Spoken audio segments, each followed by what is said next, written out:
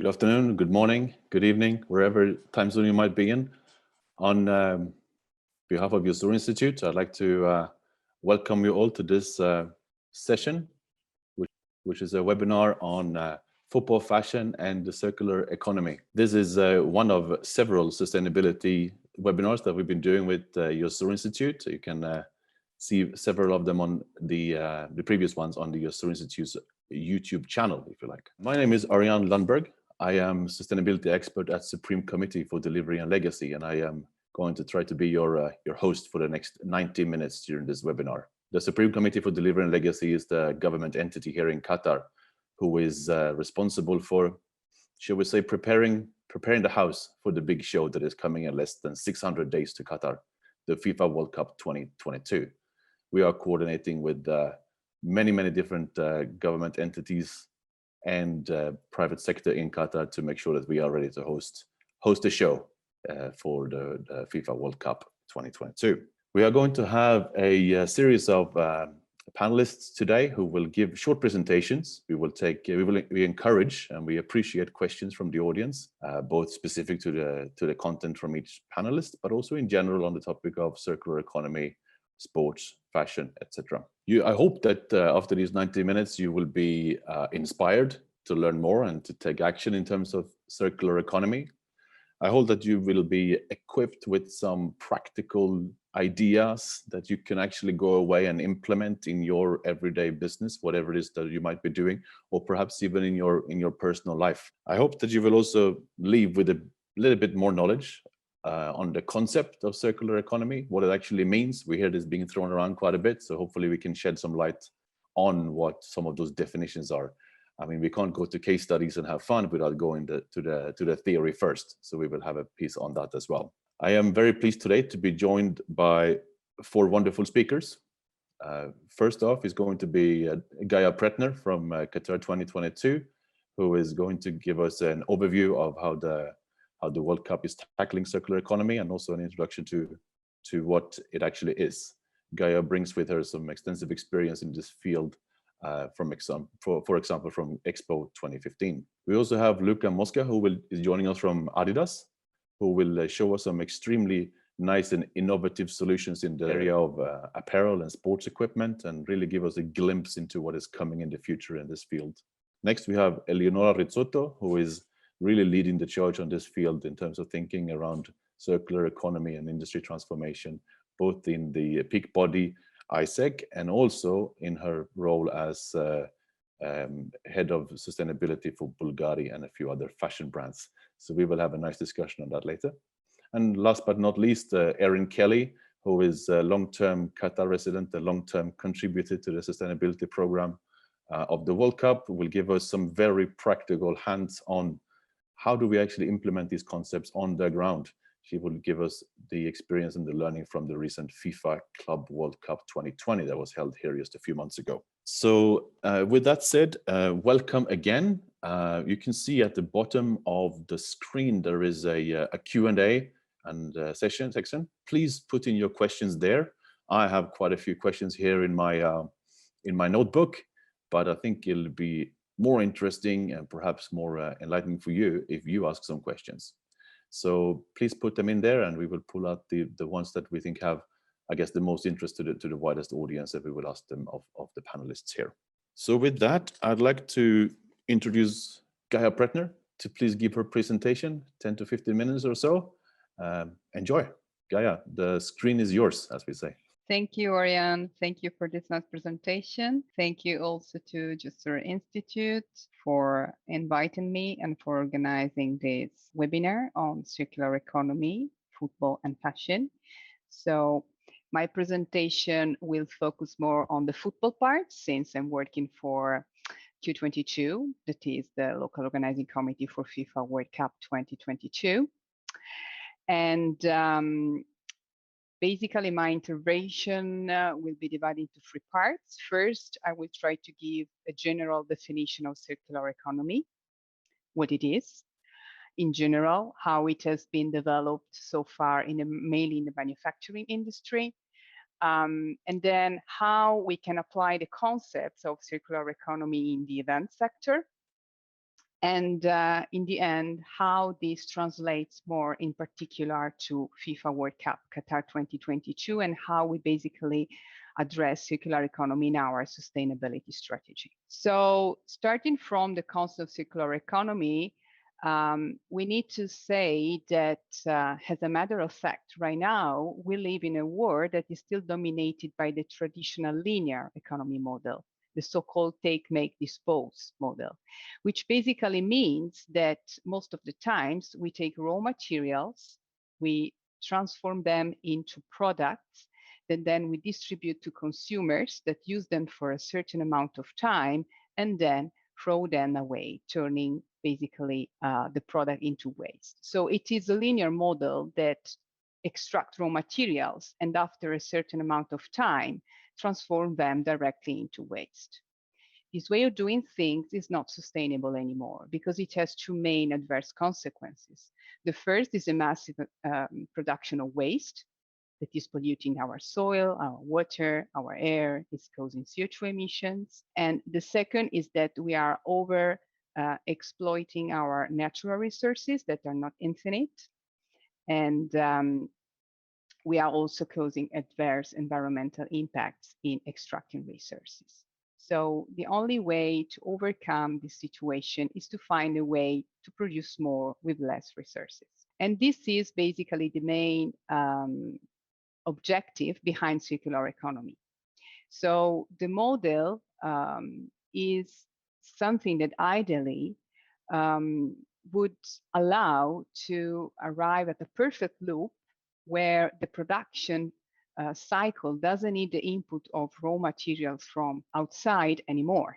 So if you imagine these arrows as representative of the whole amount of raw materials input you need to input into the production cycle, you can see that in a perfect circular economy model, all the resources flows from one production phase to the following one without any leakages. And so ideally, at a certain point, we wouldn't need any new raw materials input anymore. The problem is that our production system looks more like this, where we have important leakages of raw materials in every production phase.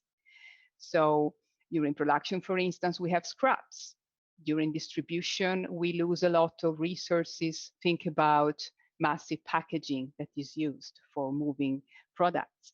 During the consumption phase, again, there is packaging, but also some objects needs material input to work, like energy or water. The collection system that some countries put in place to recover waste and to send them to recycling are not effective. And so we lose a lot of useful materials because there is not an effective collection system.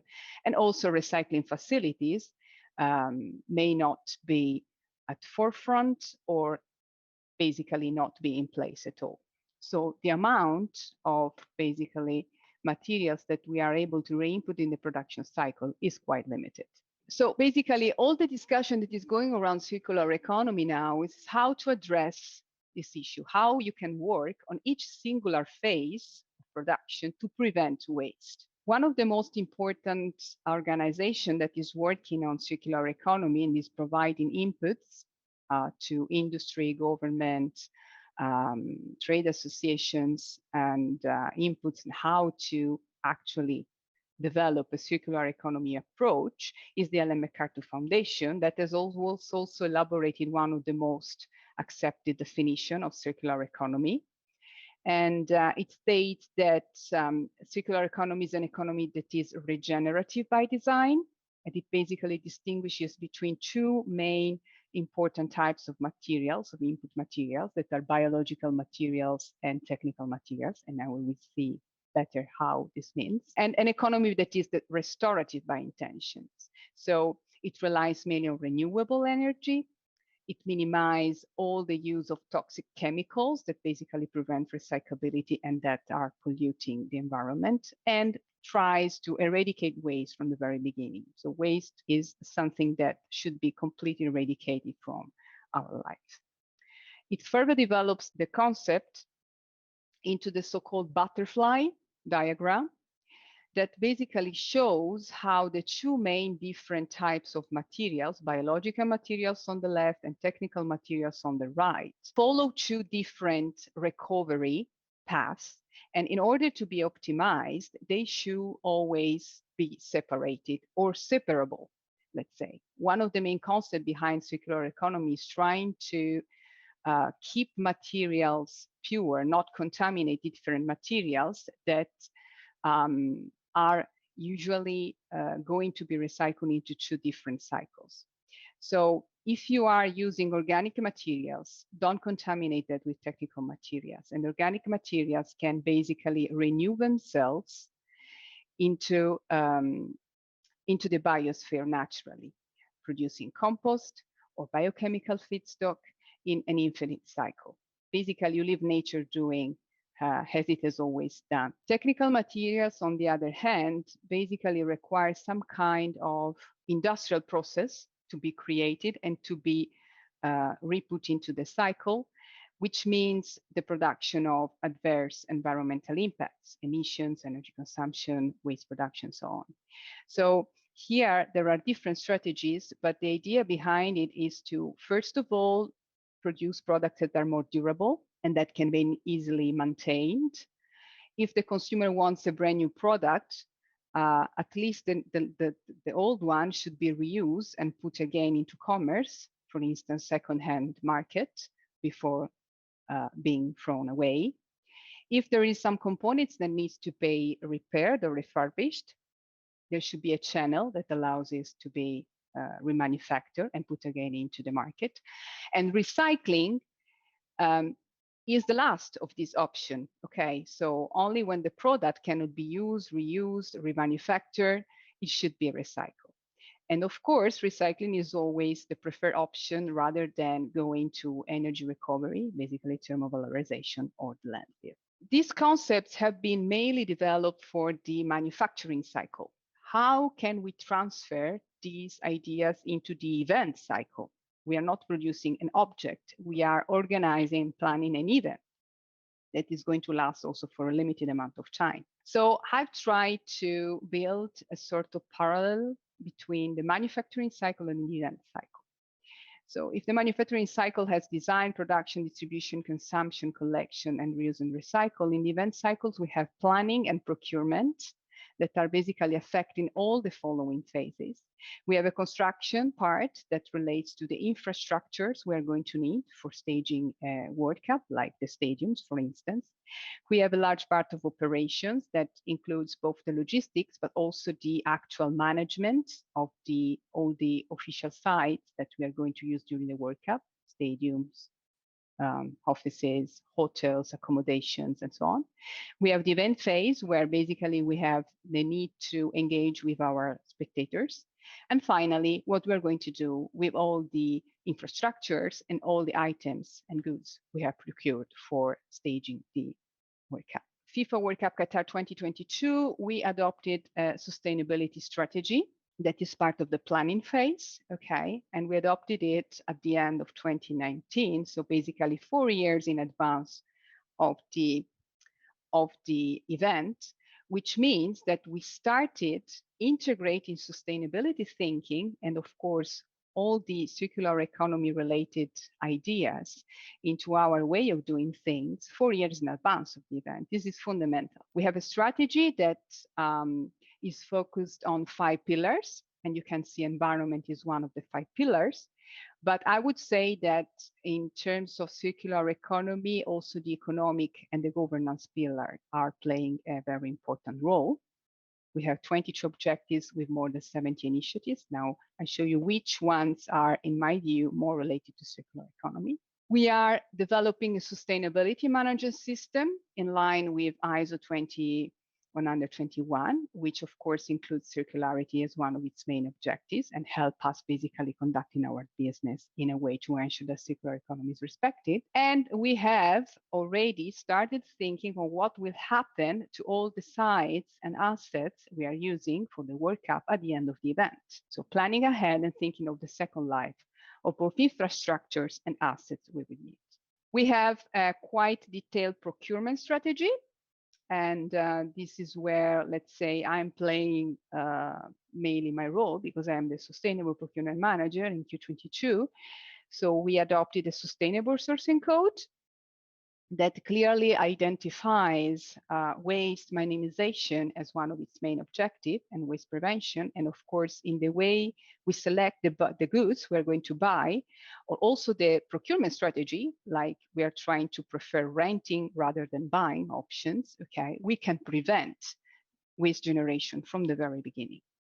We are trying to prefer local businesses, which means, of course, cutting all the emissions related to transport, and also trying to, of course, encourage more sustainable business to grow here in Qatar. We are applying a circular economy point of view also in what we buy in terms of building materials. And as I was saying, we are working on a post-tournament asset management. So think what we are going to do with all these assets when the event will be over. During the construction phase, we prefer renewable, recycled, and recyclable materials. And the construction is happening in a way that will ensure easy dismantling and of the reusable components. We have one stadium, the Ras Abu Abud Stadium, that is entirely made of containers, and it is going to be completely dismantled at the end of the World Cup. Of course, in all the construction operations, there are procedures that are aimed at preventing waste generation and water usage and consumption. Similarly, in operations, we are fostering the adoption of innovative solutions and technologies, and basically ensure that all our infrastructure and services are adaptable to the different needs we're going to have. I mean, from the construction phase to the tournament phase to the dismantling phase, in order to allow them to be reusable. We are trying to optimize the transport means we have at our disposal here in Doha to basically utilize what you already have during the event phase. And also, of course, in conducting our operations, we have procedures to minimize waste and water consumption and production. During the proper event phase, we need to engage our spectators. So first of all, we need to build up a waste segregation collection system that is going to be operative in the stadiums. And at the same time, we need to find an effective way to communicate and engage our spectators on how to segregate waste during the event phase. We are also working with all the key sponsors and partners and suppliers that are generally responsible for a lot of waste generation, like the whole accommodation, food and beverage, and merchandise sector. We're working with hotels, we're working with our food and beverage concessionaires and catering providers. Erin will tell you more about the big work we are doing with catering providers in how to select serviceware, how to prevent waste, how to work on food portions, and so on.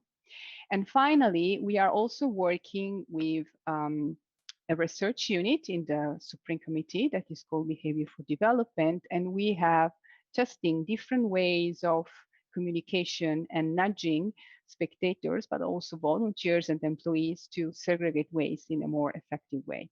Finally, there is the reuse recycle phase.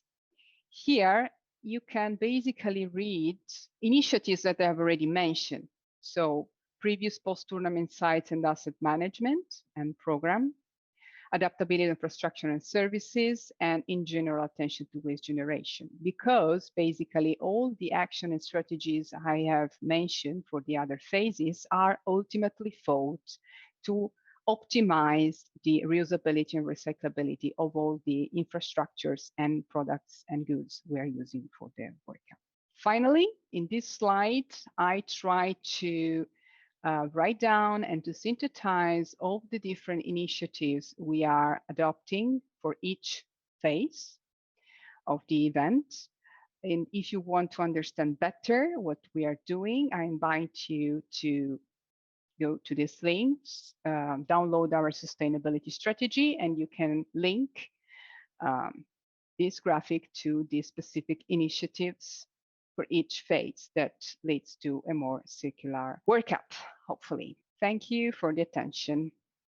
Thank you so much, Gaia. Wonderful presentation. And that link there that you have put in hyperlink is Qatar2022.qa/sustainability or FIFA.com/sustainability. And you will find all the information about the World Cup program and the sustainability documentation there, including the strategy, including progress reports, and including also the sourcing code that Gaia was talking about before.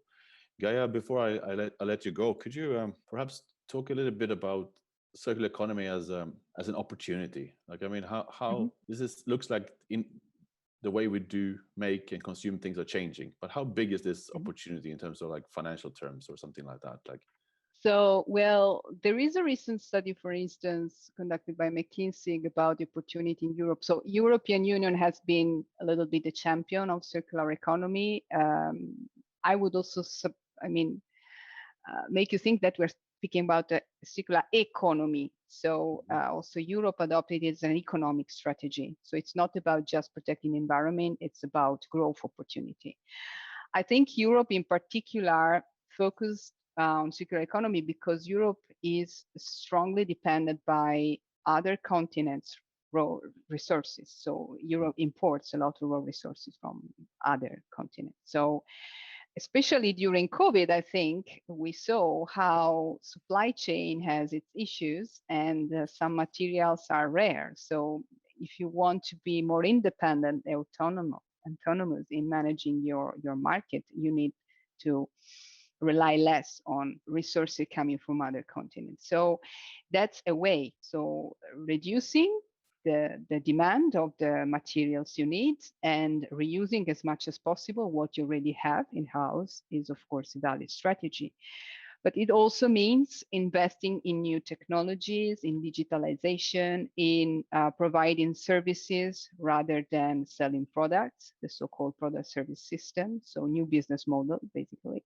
So investing in this new kind of markets and ways of doing things, and of course in technologies. Invest in recycling technologies and this kind of thing. So this is a huge market.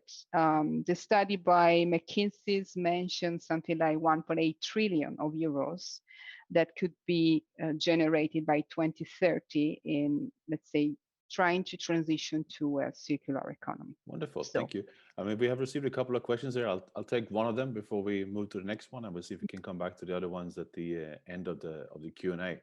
There's a question from Andrea. He's asking, I suppose that implementing the model, there's a transitional phase where we should be ready to pay a premium to support recycling and recycled goods. What is your view on that? Do we have to pay more to get this?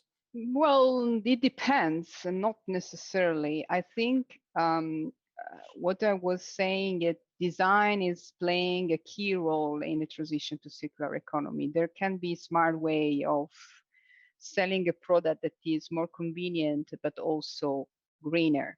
So it depends how you propose your product, or also how you commercialize your product. As I was saying, there are these new business models that are basically going more attention to service rather than selling goods. So you can actually monetize more, just changing the way you're selling things.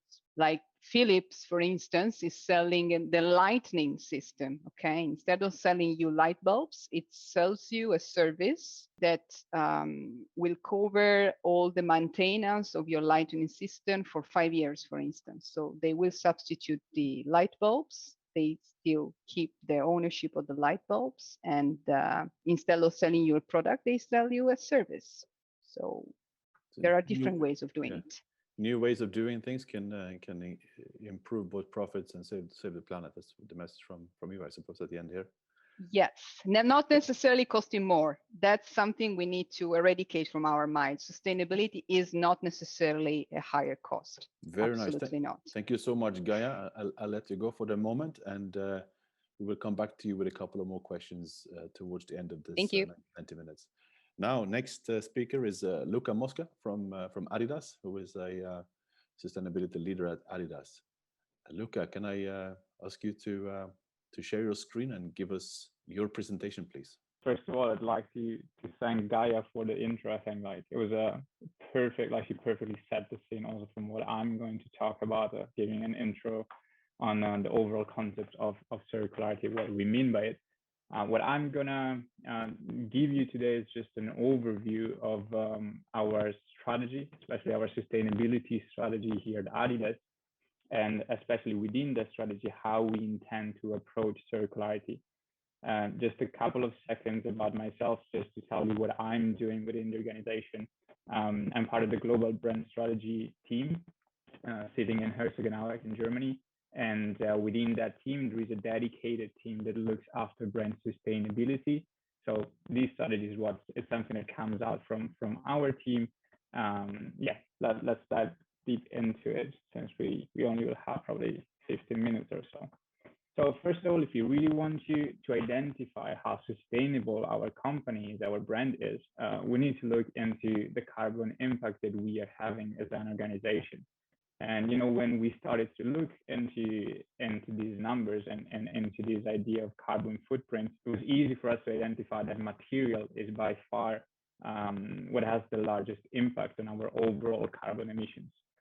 This is particularly true because of the vast majority of products that we made with fossil-based materials, so plastic derivatives like polyester, for example. So that's why we are addressing plastic as a primary objective, but definitely not only, with our 3-loop strategy on our fight to end plastic waste. Of course, in order to do that, we have a clear target structure in place that we use to measure ourselves against the development towards this goal.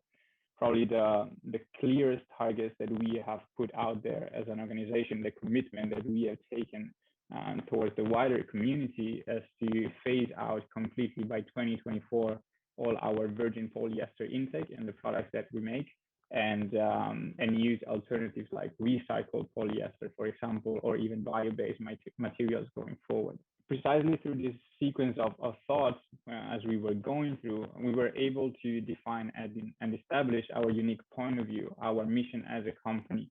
So we wanted to establish this unique opportunity for us, or this unique mission for us, because again, sustainability could mean so many different things or like on so many different angles, that we needed to find focus on what is the thing that drives us, what is the thing that drives our sustainability effort as an organization, and that is to end plastic waste. So our planet is filling up with plastic waste and threatening the spaces where sports happen. And we can definitely affect that, and we can change it with the products that we make.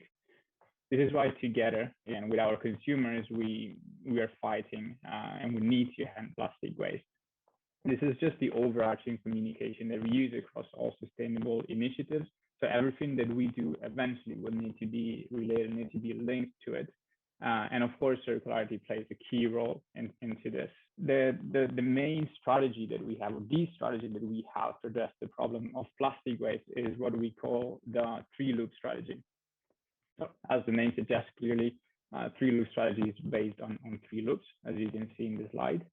So the first one on the very far left is the most mature one, which is the recycled loop. So that was our very first big step into sustainability. So which is based on the concept of making products using recycled material.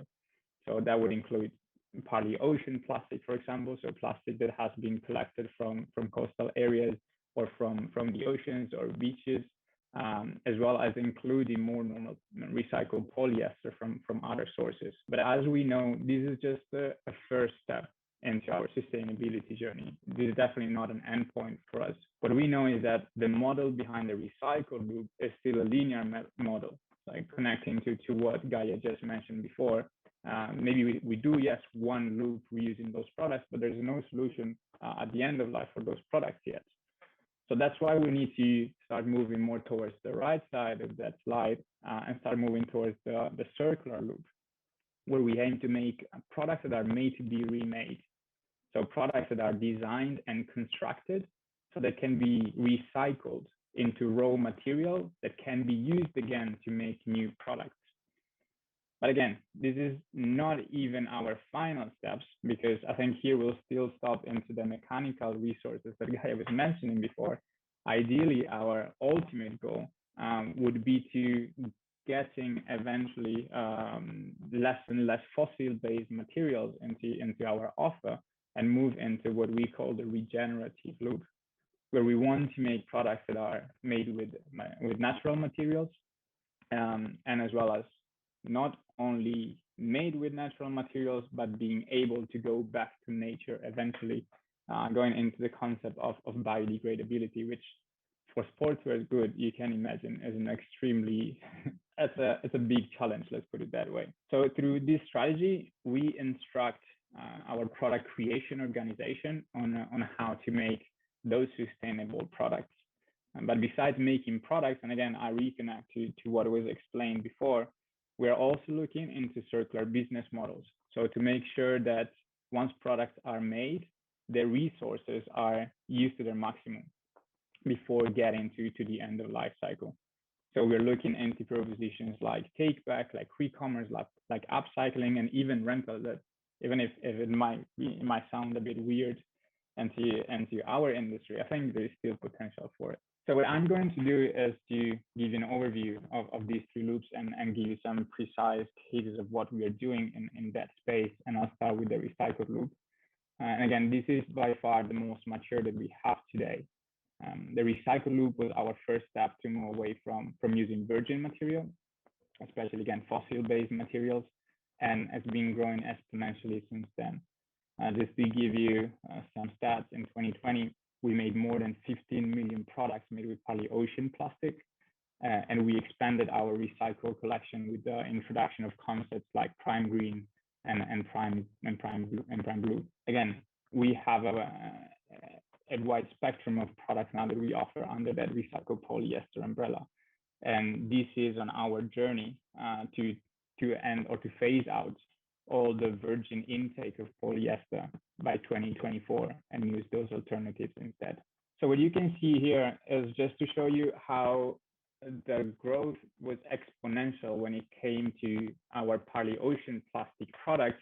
And I think the same could be very much relatable to the recycled polyester curve that we have seen within our organization. I think what's fascinating, at least to me, is that we started with this one shoe in 2015. What we were doing was really consider technology innovation, at least in our industry.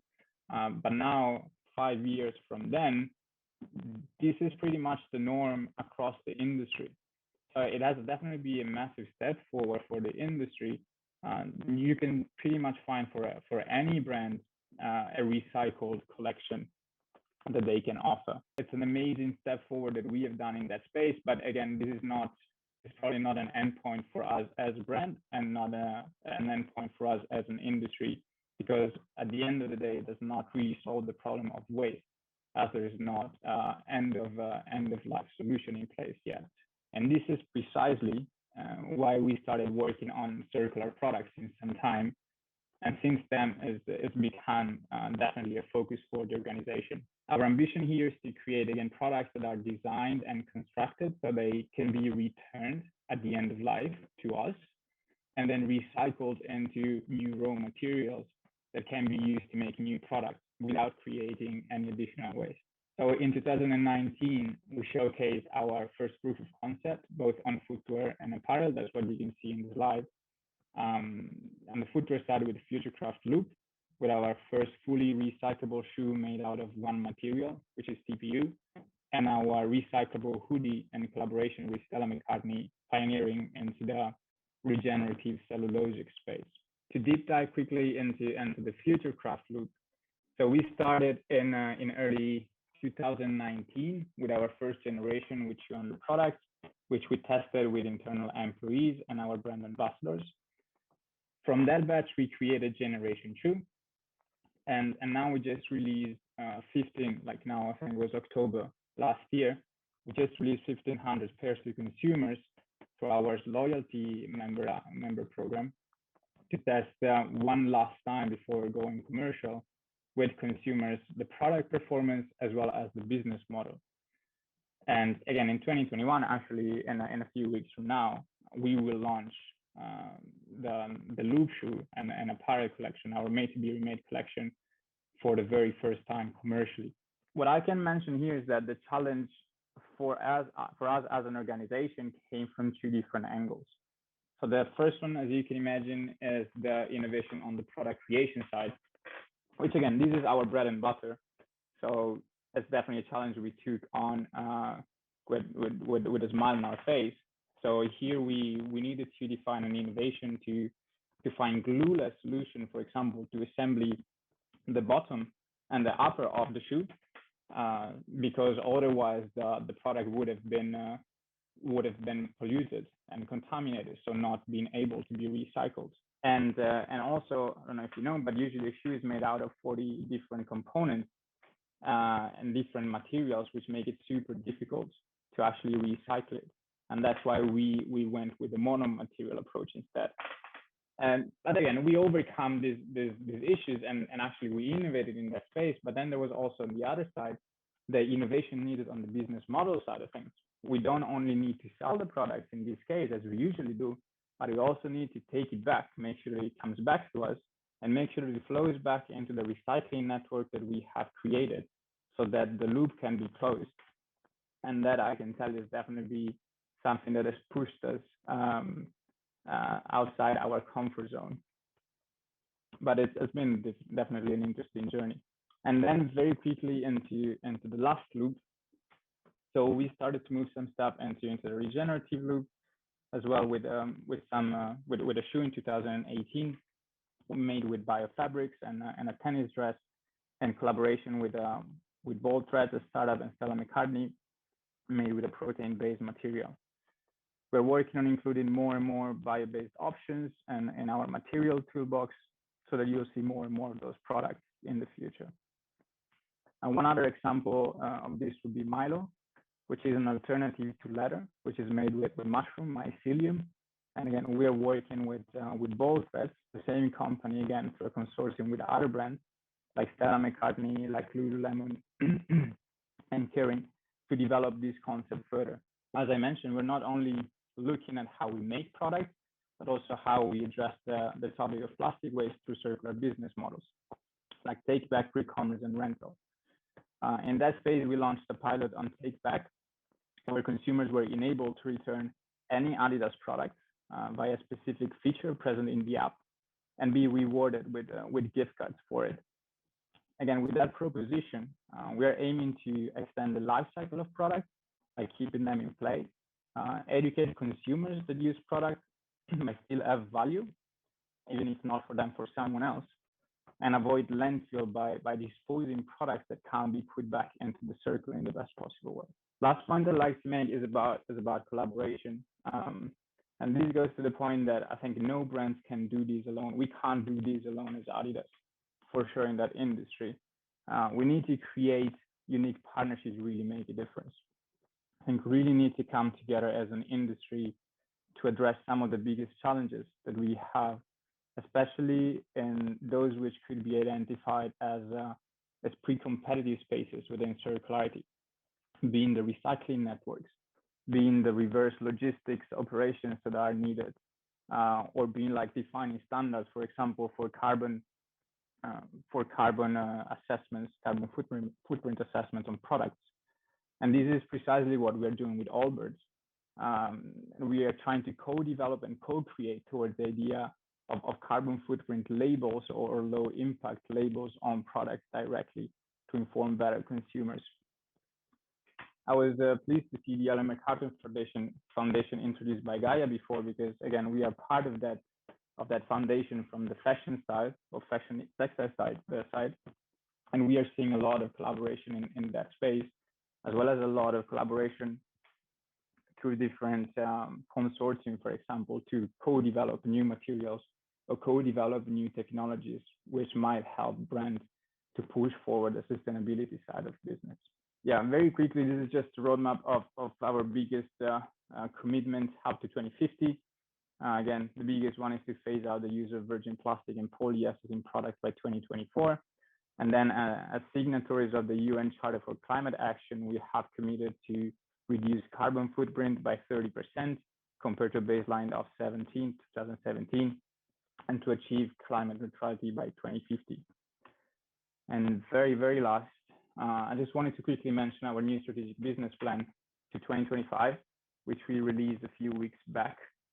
As you can see, sustainability is at the very center of it, with circularity actually being one of the key pillars within that sustainability strategic choice. So there will be an even greater focus from the organization on sustainability overall, which again will be monitored with our bigger KPIs that we have communicated at board level. So the 9 out of 10 articles that have to be sustainable by 2025, but of course there will be much more underneath.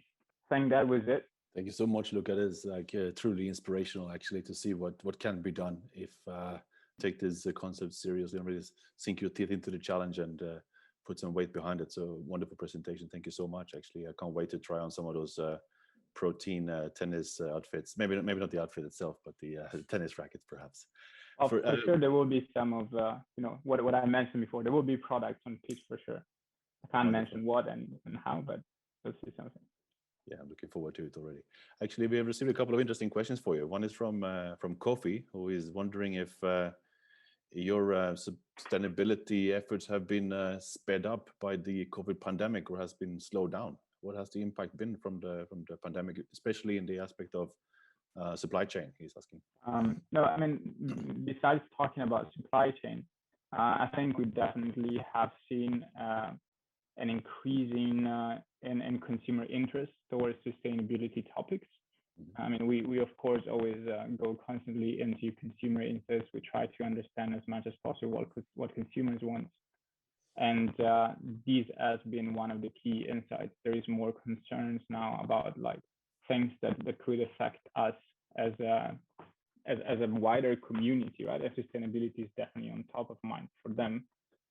When it comes to supply chain, I think, for the whole industry, the supply chain has been set up in a way that has been working, super efficiently for 20 and more years. I think much more probably in the textile industry.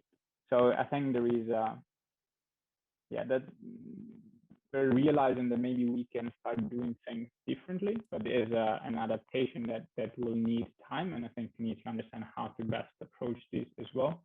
But for sure, I think maybe more importantly, if we talk about circular economy, I think supply chain changes will need to be applied if we really want to get into an holistic circular business model, circular ecosystem. Some type of disruption is required regardless. I've got another question here from Mario. He's asking if your recycled products are more costly than the non-recyclable ones. Not really. So I mean, especially depends on whether we're talking about an innovation or not an innovation.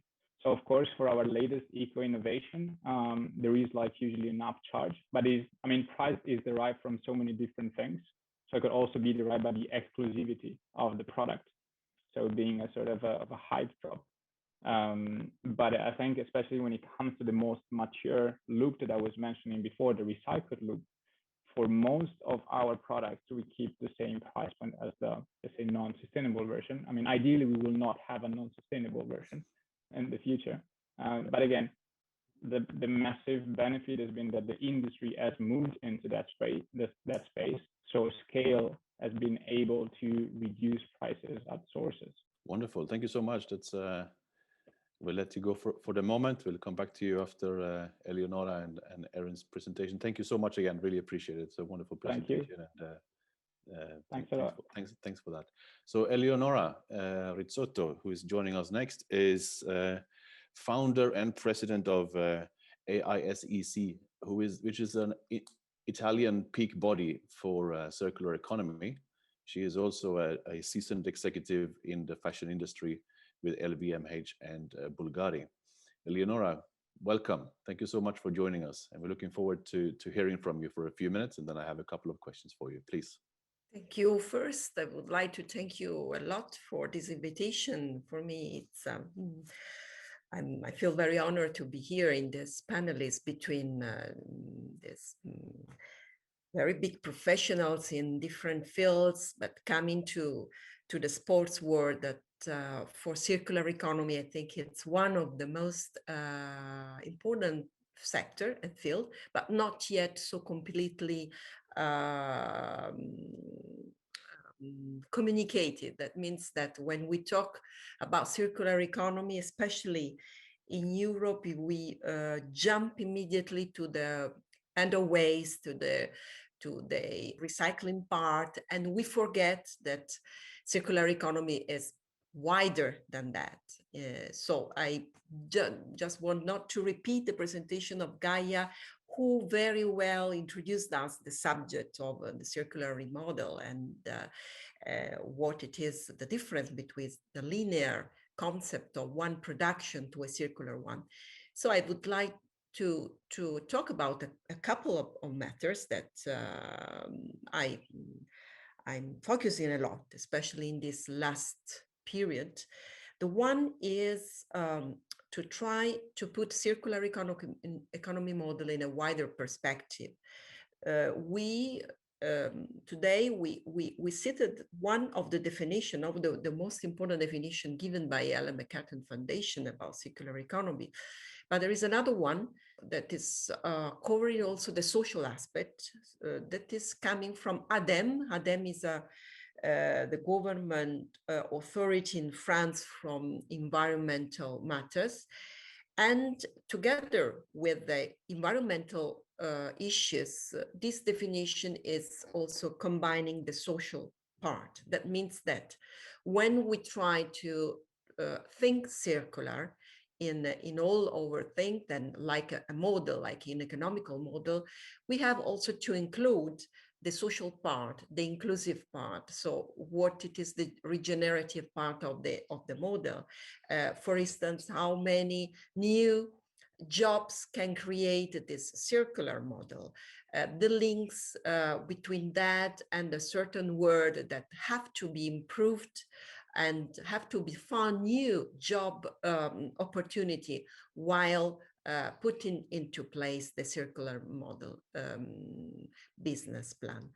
And this is quite important because in our association, I just divided into my presentation between the association, which is basically a non-profit reality, and then the profit area of the luxury sector. So coming back to our association, we also try to focus on non-obvious partnership between public and private sector. That means that in these cases, we see that there is enormous need of combination because for a circular economy, like in sustainability in general, and my colleagues can confirm, I suppose, we don't have the perfection. We have a trend to a continuous improvement model. So the most we try new project, new way to do that, the better it is. So in AISEC, in this association, we try to do offer some solution in order to be combining these two aspects. Just given a couple of examples on the sports sector.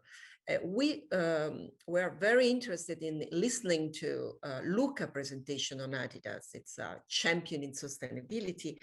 And I think that he knows very well also that with the sneakers, when you don't use it anymore, there are so many usage, as he very well explained, but there is also other to try to make work for other association. We among our associates, we have a reality who recycle the sneakers when the plastic things, and they do the platform for sports.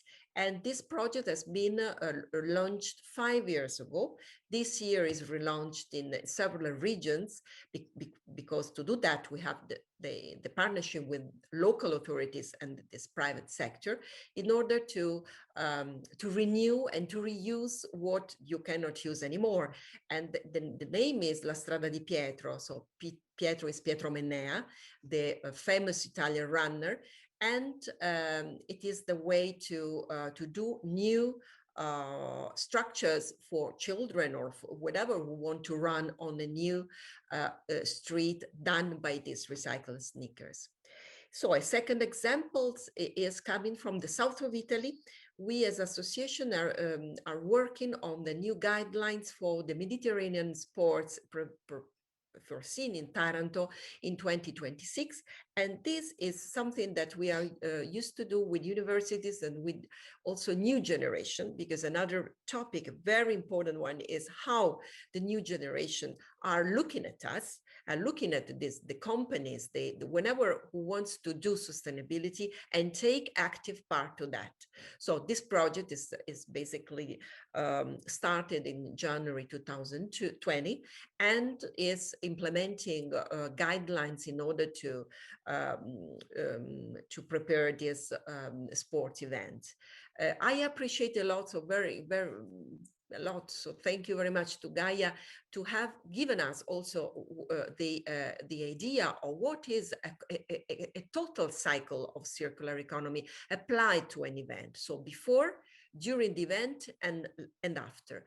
And this is what we have to do, because what circular economy needs to be applied is to put together all stakeholders. So you know this word is technical one, but means that whenever want to take part to these has to be part. So there has to be a specific role in this process.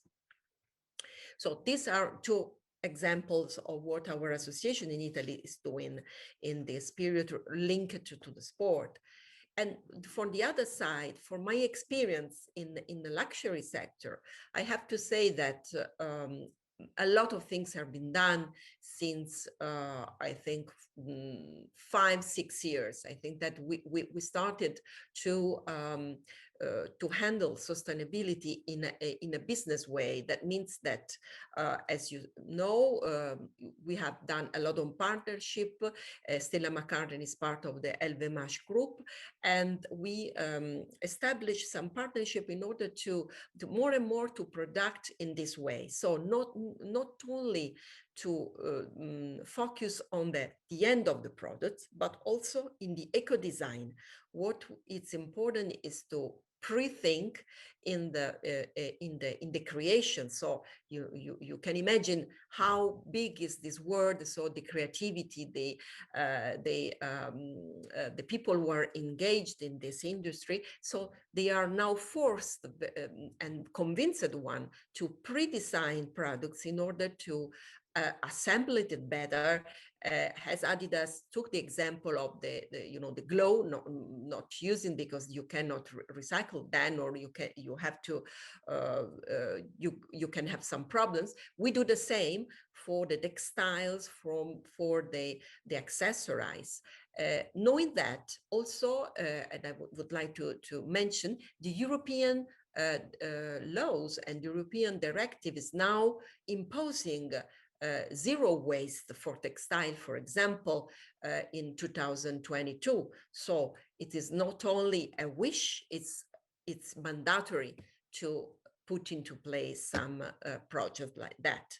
So frankly speaking, luxury industry has inside the DNA factors to put forward very, very quickly towards a circular economy, above all for the industry who needs to not to waste anything of their production, because they use noble materials, so leather or textiles, precious textiles, or more and more jewelry or precious stones or diamonds. So you need to put yourself in this situation. In the luxury sector, but it is also common in the other sector, so also mass market or manufacturing in general, I have to say, is the packaging processes towards a sustainable way and circular economy way. So no plastic, plastic free. This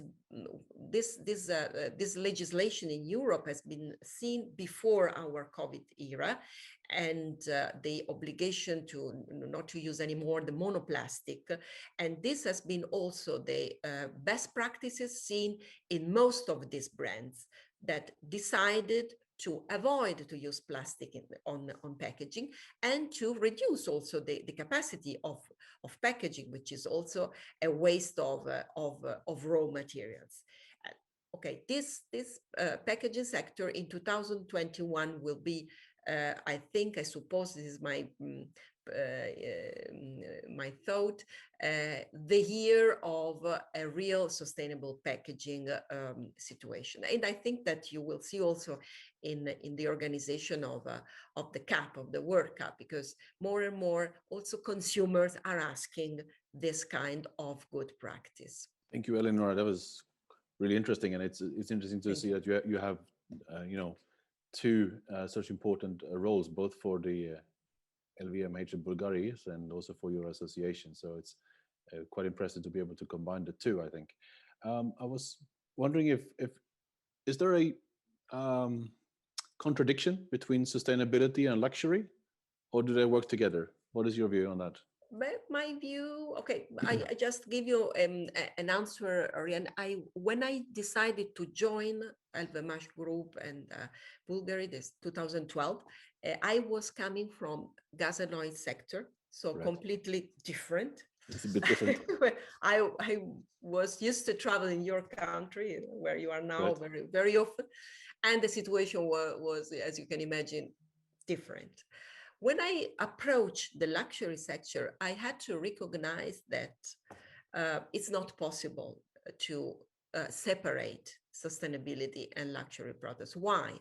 Because one major factor that normally prices are very high because they ensure quality, also, the brand image, you pay a lot of things inside a product. So it's unimaginable to think about a luxury product without be sure that inside there is a sustainable process. So all brands we're working with within the LVMH group, I have to say that they are seriously combining the luxury production and sustainability. Firstly, spreading the sustainability not only inside the company, but also in the supply chain. Gaia, I think, as procurement knows very well, and I will also add the same experience, that it is important to put in the same table, around the same table, not only the companies, but also the supply chain. So you can imagine how these important brands can have the power to impose also through a code of ethics, through a code of behavior, do the best thing. That means that you have to monitor where the raw materials come. You have to ensure the traceability. So these are included in one product coming from the luxury department. No way to be outside. Very nice. I mean, supply chain is perhaps our biggest challenge, but perhaps also our biggest opportunity when it comes to big brands like the ones that you work for, Adidas and FIFA World Cup as well, I suppose. Wim has actually asked a question here, who's asking about how big role does research and development play in circularity, and how do you include this in the R&D agenda? Like, what is the strategies for that? Yeah, this is a very, very important part of sustainability and circular economy as well. I think that I started from, I think, 70 years ago, this job. I'm like a pioneer because nobody was doing this kind of thing. But at that time, the research and innovation was very, very separated regarding sustainability. Now it's number one. That means that I just cited it 5 minutes ago, the importance that the consumer want to see among the traceability of what they buy. So the traceability means that you cannot you do by yourself. You must have technology. Just an example, you can use some blockchain tools. This blockchain is a technology that you have to apply, but there are so many now that can help the manufacturer to trace if we take one product, whenever they are done by leather goods, like, or something like textile, you have to start from the tanneries, and from there you have to trace what this raw material is coming to, and to the end of waste of this product, know exactly which has been the various passages of these raw materials. And it's not easy if you don't use technology. And to do that, brands normally are more and more linked to the university and research center. They must be included inside, because they become partners, like what I told before, in a vision of a unique word on sustainable processes. So including companies, universities, research center, public administration, territories, and whatever, you know, consumers, citizenship, towards a unique target. You're quite right, and using the technology opens up many opportunities. Like blockchain is a absolutely fascinating new technology. We have an interesting question here from Ibrahim, actually. He is saying that many people look at recycling and reused product as disgusting. How can we change that attitude? I mean that maybe he wants to say cheap, something that come to a cheap vision of the product, because disgusting. Not premium, yeah. Well, that's the word he used. Well, it's another way to see things, in fact, because if we think in a wider way, that probably when you use a recycled product, and it is you have to be aware, so the product must have the inscription recycled, so this is your choice to buy a recycled thing. You have to know that probably linked to this recycled product, or part of this product, is something that is, for instance, coming to the CO2 emission impact. So if we enlarge our vision of what does it mean to have something, so something of your own property, but can be done a little bit closer to the bio equilibrium, to bio balance of the entire world, can change the idea of a cheaper thing or something that is not usable. To give an idea to our listener, he can also go to the various websites, Stella McCartney, Louis Vuitton, Dior, or also Prada. They are used to do very nice recycled products. So he can measure the qualities and the difference, and test and see which is the difference between a product, traditional product, and the recycled product. Technology and research means also more and more to do desirable things also on recycled processes. Wonderful. Thank you so much, Eleonora. Thank you. We're going to move on to Erin now, but we have a couple of more questions for you later in the Q&A session. Thank you so much. Now, next speaker is Erin Kelley, who is also with the Qatar 2022 Local Organizing Committee joint venture, and played a very important role during the recent FIFA Club World Cup, where she was the lead environmental sustainability manager there. Erin will now give us some realities, I suppose. How do we implement circular economy principles on the ground at an event in Doha? So Erin, the screen is yours. Take it away. Thank you very much, Orjan, and thanks, Jusur, for the invitation to speak. Like Luca, like Gaia, like Eleonora, I'm going to explain our experience putting circular economy concept into practice. And this time the focus is on a tournament called the FIFA Club World Cup. I'm going to explain this example using the same framework that Gaia presented, so I'm sort of carrying on from her presentation. First, I'm going to explain what is the Club World Cup, and then I'm going to move through each phase in the event cycle that Gaia shared.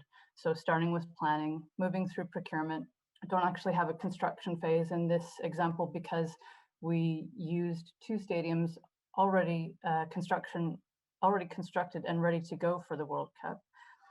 Then I'll move through the operations, events, and reuse and recycling phases. And then I'm going to conclude with our experiences, what worked well for us. So the Club World Cup is a tournament involving the club champions from each continent and the host league champions. And Qatar hosted the 17th edition of this tournament as preparation for the big tournament, as preparation for 2022 World Cup. And it's a week-long tournament. It was held in February of this year, even though it was Club World Cup 2020. It was put out to 2021 due to COVID. That's why you've got a strange year there. So it took place in 2 stadiums called Ahmed bin Ali and Education City. And as you can see, Bayern München were very happy to be the winners of that tournament, and it was certainly an honor and very exciting to host those teams. Now, typical waste generators in tournaments like this are food and beverages for the workforce and for the spectator. We need a lot of furniture, fixtures, and equipment to run these tournaments. You have merchandise that is sold or given away during the matches. There's now COVID personal protective equipment to deal with, so we required face shields and masks, and all sorts of other packaging that comes with items that you need to run the tournament. The tournament's recycling system accommodated all of these streams, but in this example, I'm going to explain where we put additional effort applying the circular economy concept. We applied it into a pilot project focused on food and beverages for the workforce. To give you some background to just how much food and beverages are served at tournaments, you have different types of catering at football matches. First, workforce, which I've mentioned, and that is paid staff, volunteers, and contractors. You can have thousands of volunteers in a massive tournament like the World Cup. You'll have thousands of volunteers going through the canteen on any one day. At this tournament, it's probably roughly 1,000 people going through the canteens each day, but that's one category of catering, workforce. If you think of all of the other areas of the stadium, you've got general admissions, concessions, hospitality lounges, VIP lounges.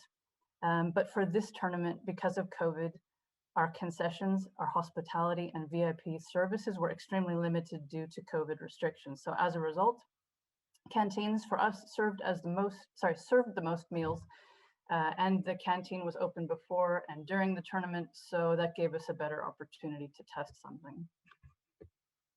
So starting at the beginning of the event cycle, how did we plan? A good way to structure our activities is to think about everything in relation to our stadiums. So before waste reaches our site, what is it we can eliminate? That's what we asked ourselves first. Once people and products reach our sites, what's the system we're going to use to handle the waste? And once that waste is separated, what are we going to do with it? In our procurement phase, we did 3 things. We set general requirements, specific requirements, and we did some checks. So here's what I mean by that. So general requirements were first set out in our sustainable sourcing code. Gaia mentioned this in the first presentation, and this document sets out how we expect our supply chain to help us deliver our sustainability strategy. It explains to them what's their role in delivering the tournament. So it covers all parts of the sustainability strategy: human, social, environment, etc. Suppliers have to sign a statement of commitment to this code. And for waste specifically, how was it useful to us in this situation? For waste specifically, it says, suppliers, we expect you to avoid and reduce any material coming to our sites that is likely to leave as waste. Second, we would like you to be supplying materials, consumables, and packaging that can easily be reused, recycled, composted, or converted. So here our suppliers are getting a warning, setting expectations on what they can expect in their upcoming RFP. We ask them to avoid single-use plastics, and we ask them to use products and packaging that maximize reused and recycled content. So that's what I mean by general requirements. Then moving on to preparation of a request for proposal. In that RFP, we insert specific requirements. So for this particular pilot project, our specific requirements were avoid large portion sizes resulting in food waste, eliminate single-use plastics, maximize durable, reusable, and washable cutlery and plates, and please use compostable rather than plastic. Anyone who's worked on a procurement and then had to manage the supplier, you can put all that effort into your requirements, but once that supplier lands or just before award, for us, it was extremely critical that we checked what the successful tenders were going to supply and checked that they truly adhered to their requirements. So in catering operations, I'm learning that sample meals are typically sent to test the food and make sure that us, the client, make sure we're happy with what's going to be served. So during that test, the catering teams, cleaning and waste teams, and sustainability teams, we all checked the packaging. What you see in this photo is actually the after, after a few checks. But if you had seen the original meal boxes proposed to us, that was completely plastic. And what you see there now are compostable. So this is the after photo. But my point is, we did the check. The people who are familiar with upstream as well as downstream did the check. And we had to point out to the suppliers that they hadn't adhered to the requirements and that changes were needed. You can see I've got my red lights and amber lights there to say that initially the portions were too large, there was too much single-use plastics, and we hadn't fully explored reusable and durable cutlery and plates, and there were no compostable materials. So after a few more checks, after some discussions, we were able to reduce portion size, eliminate as much as possible single-use plastics, and we found opportunities to serve reusables and durables rather than disposables. Of course, in compliance with local COVID guidelines here. And we were able to substitute compostables for plastics. I'm going to explain operations both in terms of what happened in the canteen and our on-site waste system. So in football tournaments, you've got match days and non-match days. On match days, the workforce has limited time for meal breaks. You have to run according to a very tight schedule. So for example, volunteers and workforce, they might take their meal break between kickoff and halftime, which means you've got to get in and out quickly. Which means catering needs to serve using meal boxes because it's a lot quicker than someone standing at a buffet wondering what it is they're going to order. So match days, we used recyclables and compostables. We were able to switch out the materials we didn't want and eliminate a lot of excessive packaging where we had to use meal boxes. Then initially there was a possibility we would have to use meal boxes for all days, given the concern for people taking breaks efficiently. But thankfully, due to those discussions upfront, understanding with catering, what are the COVID guidelines and are we allowed to use reusables and durable washable goods, we were able on non-match days to have a COVID safe buffet with not entirely, but mostly reusable and durable products. So I want to point out that it's this work upfront in the procurement and in planning operations and in really going through what absolutely must we have that's disposable, or let's say, not sustainable. What must we have and where can we change? We put a lot of effort into those upfront planning phases, and it made a good difference. It means that we were able to replace a portion of plastics with compostables and eliminate a significant amount of waste before it ever gets to site. Now, our waste operations, front of house, you remember I said that our recycling system accommodated all of our waste streams. So for spectators and offices and other areas of the stadium and its surroundings, we had a 2-bin system, recyclables and non-recyclables. And then in the canteen, we added one more for food and compostable packaging. It's that purple one in the middle on the right. Our back of house team dedicated manpower to a second round of separation because at source separation in this scenario is never perfect. In a workforce, they're thinking about they need to finish their meal and get back to work. Spectators are thinking, I want to finish my hot dog and go see the match. So not everyone is thinking about which bin should I put my waste in. So it was important to have that second round of separation back of house. We were also very fortunate to collaborate with 2 key service providers. First one was Elite Paper Recycling, and they set up for us, one on each stadium site, an amazing recycling station. You can see photos here for paper, metals, glass, and plastic. And they also provided us with staff for separation and collection. So this was crucial. The second business partner was BioBin. And BioBins supply composting machinery consisting of one skip-sized composting unit. We had one unit on each stadium site. And then there's a couple of small ancillary pieces of equipment that all come in a package. And this equipment takes not only vegetables, but meats, bones, liquids, all compostable packaging. And we didn't do it so much for this event, but we had a previous event late last year where there were a lot of pitch clippings. So from our training sites and from our competition pitches, there was a lot of grass mowing going on, and the BioBin was able to take everything I just mentioned and all of the pitch clippings, which was fantastic. And BioBin also supplied us manpower to make sure the right materials went in the BioBin. Next phase in the cycle is the event, or what it is that participants, attendees experience and see. To support our canteen operations, we had pre-event training for the workforce, how to use the bin system. We repeated those messages in a volunteer newsletter, and we made an instructional video as a reminder in the canteen itself, sort of running on a loop, so people would catch it, you know, in their peripheral vision, and they would see it before they actually put their waste in the bin. How do I use these bins? I mentioned our recycling system accommodated more than just the canteen. So what is it that our spectators and workforce saw out and about in the stadium? We had a reminder on the big screen to recycle. We had volunteers who are positioned in areas of high crowd flow with the reminders. You can see on the sign there on the right, recycling, make it your goal. Just a little reminder to get people to think about where to put their waste when they go to the bins. And each morning of the event, we had posts on social media, and we also issued a press release about our efforts. We diverted 42% of our waste from landfill, and we were able to separate and recycle cardboard and paper, plastic and organic waste.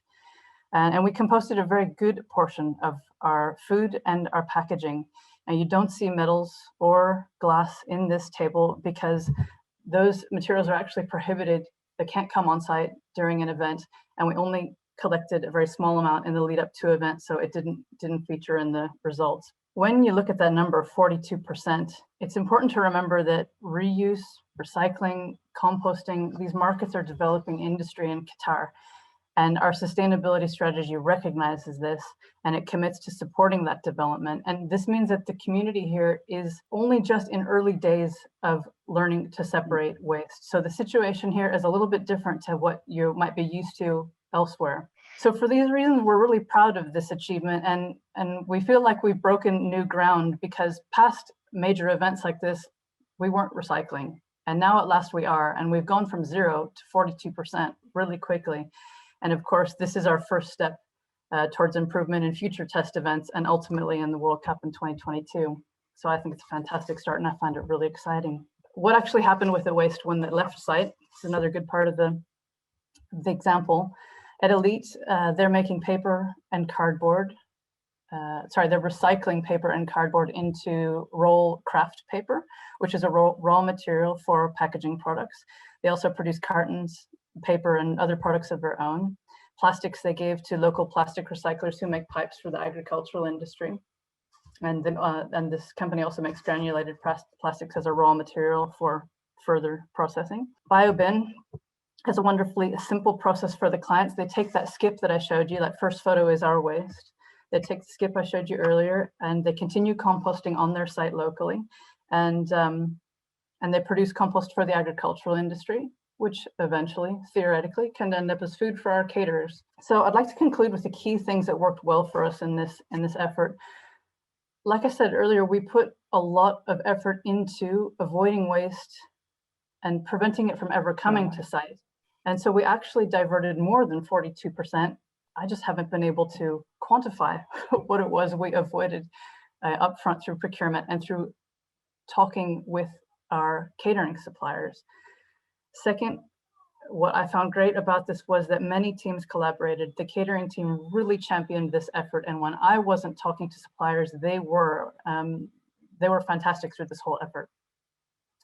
So we had catering, cleaning and waste, the facility management team, of course, the sustainability team, our workforce team, our communications team, all working on this together. And we absolutely needed the specialists, the discipline specialists contributing to the whole process. Catering, cleaning waste, and sustainability in particular had to work together to connect the upstream to the downstream. So when we're talking to the caterers, we had to get the product spec for their packaging and then go talk to Biobin, can you actually compost this?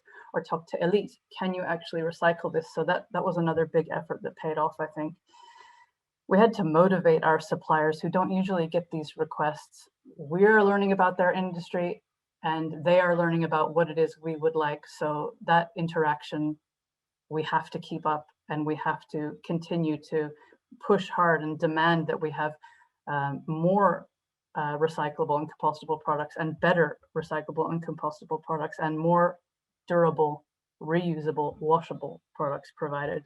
The supply of the right upstream products we notice is sometimes limited, often limited, I should say. So we've done our own research into compostable packaging to see what's locally available, to see if caterers so that when caterers have trouble, when we're pushing them, we were able to say, this is what we know of the industry, and then it would help them source the products. And then finally, we owe a lot to our facility management and cleaning and waste teams for putting a large effort into the right bin supply, into separation back of house, and into keeping our stadiums clean while protecting the environment. And with that, I'd like to say shukran and thank you very much, and hand back to Orjan. Thank you very much, Erin. This is the practical realities of doing it. So very insightful. Thank you so much. It's great to see this is happening on the ground right now. We're getting to the 90-minute mark, but as with any football match, there's a couple of minutes of extra time, overtime, injury time.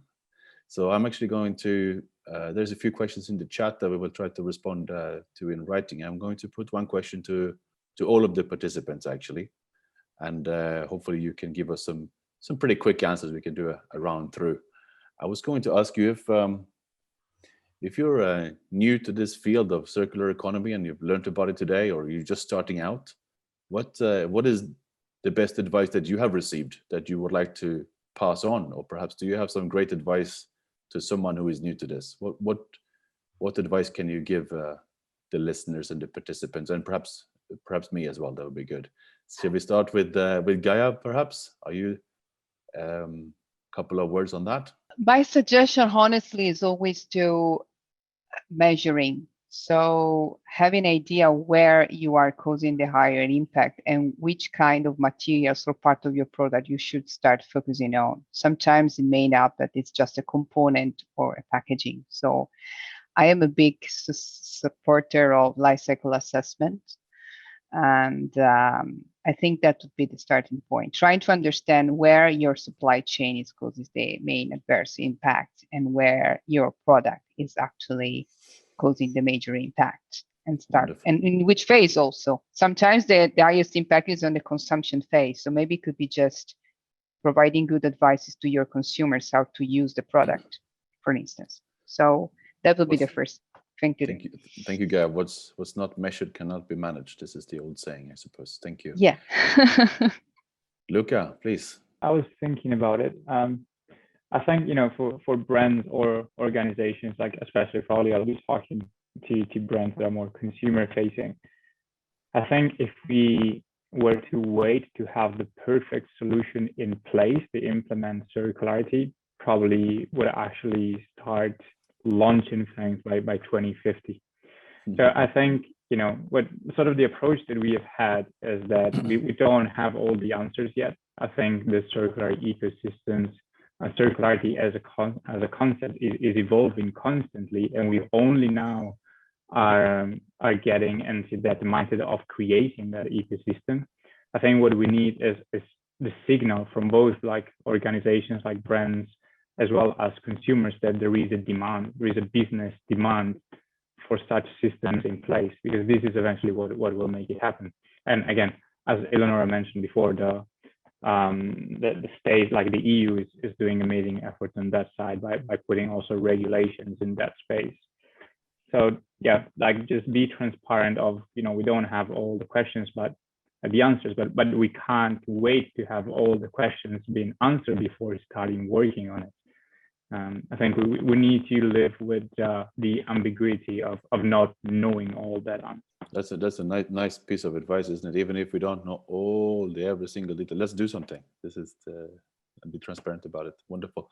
Eleonora, you're next on the chopping block. What advice can you provide? Well, nothing to add to what my colleagues told just now, but again, I try to suggest transversal work whenever we start a process in circular economy, to put around the table all our stakeholders, all people involved in this process, as trying to do things in a transversal way, to put on loop everybody in order to have an holistic vision of what is a circular model approach. Thank you. Thank you. Wonderful. Thank you so much. Erin. Yes, I would say start small. You can kind of see that we picked just catering, but starting small allows you to focus and gives you, I think, a greater chance to succeed. And then you use that example to convince others to fix the next problem. So in addition to starting small, whatever activity or problem you're tackling, I would say work out who the key decision makers are about that activity or that problem and consult with them, convince them. I think what Eleonora also said about, it's sort of similar to what you're saying about bringing stakeholders around the table. Make sure you understand who this activity impacts. If I change this, who will this impact? And maybe another reason for starting small is that there will always be positive flow-on effects from the small project you've tackled. Again, the example for us was we worked on catering, but actually hospitality and VVIP and VIP, they all took on compostables and they all wanted to separate. So there are always going to be happy accidents, happy flow-on effects, positive flow-on effects from what you do. Yeah, from little things, big things grow, right?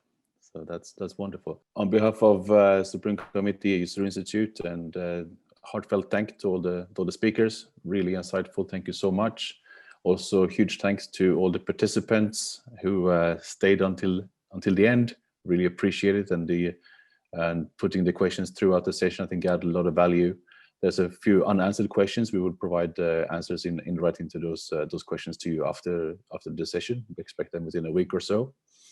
I'll encourage everybody to check out User Institute's YouTube channel, where many of these sessions are recorded and available on many different topics, sustainability being one, but the User Institute has a large spectrum in terms of the content. So once again, thank you so much, and see you soon again. Have a wonderful evening, everybody.